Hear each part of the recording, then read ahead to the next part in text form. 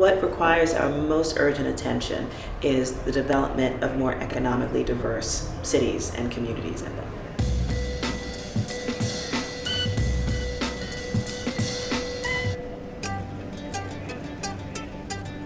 How do you reduce brain drain in low status communities specifically through economic diversity, supporting the development of mixed income and mixed use communities in low status areas, and also having a great time while you do it for yourself and also for the people that are in those communities experiencing them.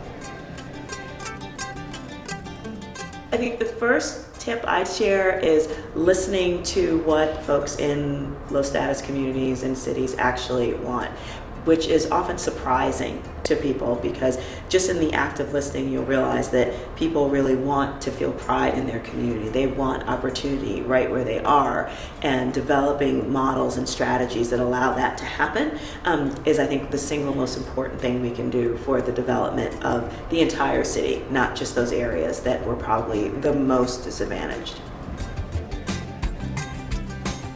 People need the inspiration, and we need the community, because it's tough out there to be the person who's interested in changing something and who is sticking his or her neck up and coming up with a way that is different and is risky. And I know how that feels when you're out there doing something where you really are pushing up against what is considered normal. And it's sort of like, poverty is just going to be with us the way that it is. And it's just like, no, we've kind of created poverty like that. So how about we try something else over here? And I got the sense that, after my talk especially, that people were like, oh my goodness, I'm not crazy. I'm like, no, baby, you are so not crazy. You're the sanest one in your circle, I promise you.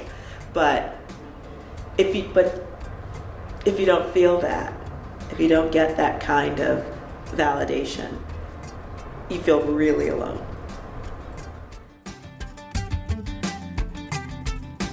So that these kind of ideas, the crazy, risky ones, actually become normalized. And because that's where I think the impact is going to happen.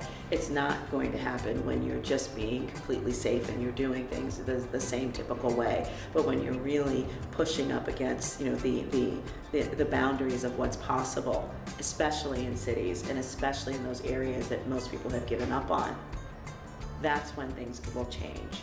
But again, we have to build a community where that's considered, of course that's what you do, versus like, that's what you're doing? Really? I mean, it feels different. It is different, and it's important to have those kind of opportunities.